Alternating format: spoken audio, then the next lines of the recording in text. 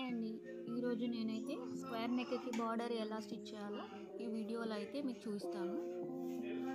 Parts ఏవైతే ఉన్నాయో ఆ విధంగా పెట్టి ఒక చిన్న ఖర్చు అయితే ఇచ్చుకోవాలి ఒక కార్నర్ దగ్గర మనం.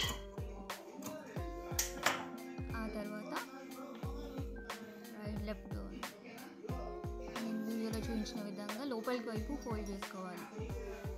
ఫోల్డ్ చేసుకున్న తర్వాత బార్డర్ ఏదైతే అటాచ్ చేయాలనుకుంటున్నామో ఆ క్లాత్ని తీసుకొని నేను చూపించిన విధంగా స్టిచ్ చేసుకోవాలి.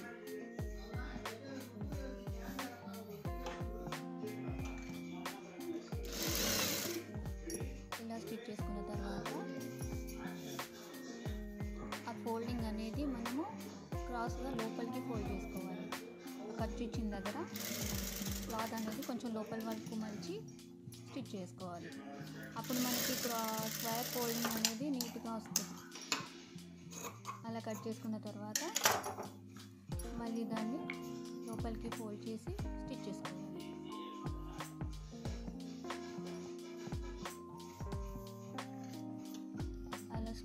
అలా లోపలికి ఫోల్డ్ చేసిన తర్వాత నీట్గా దానిపైన స్టిచ్ చేస్తూ రావాలి. స్టిచ్ చేస్తూ వచ్చిన తర్వాత ఆ ఫోల్డింగ్ దగ్గర మళ్ళీ పాదం అనేది ఆపి మళ్ళీ ఒక సైడు స్టిచ్ చేసుకోవాలి. దానికి పాదం నుంచి స్టిచ్ చేసుకొని మళ్ళీ సైడ్ స్టిచ్ చేసుకోవాలి. సేమ్ ఇలాగే వేరే పార్ట్ కూడా స్టిచ్ చేసుకోవాలి.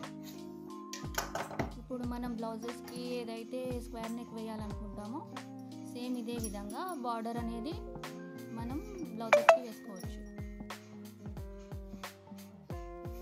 ఇప్పుడు మనం బ్లౌజెస్కి స్క్వేర్ నెక్ వేసేటప్పుడు కూడా మనకి బ్లౌజ్లో సైడ్లో బార్డర్ అనేది ఇస్తాడు కదా, ఆ బార్డర్ని కట్ చేసి ఇదే విధంగా మనం స్టిచ్ చేసుకోవచ్చు.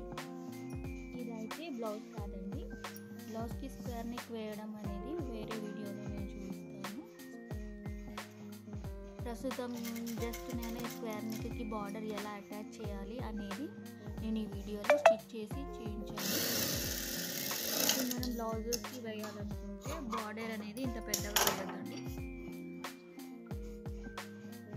ఒక ఇంచ్ అనేది చూసుకొని ఆ నెక్ అనేది బార్డర్ ఎలా ఉందో, డిజైన్ ఎలా ఉందో, అది ఎలా సెట్ అవుతుందో చూసుకొని సెట్ చేసుకొని వేసుకుంటే లుక్ అనేది బాగుంటుంది. ఓకే అండి, ఈ వీడియోలో అయితే నేను స్క్వేర్ నెక్ బార్డర్ ఎలా స్టిచ్ చేయాలో అనేది క్లియర్గా ఎక్స్ప్లెయిన్ చేస్తాను అనుకుంటున్నాను. ఈ వీడియో కనుక మీకు నచ్చినట్టయితే లైక్ చేయండి, షేర్ చేయండి, సబ్స్క్రైబ్ చేయండి, నన్ను ఇంకా ముందుకి ఫార్వర్డ్ చేయండి. Thank you.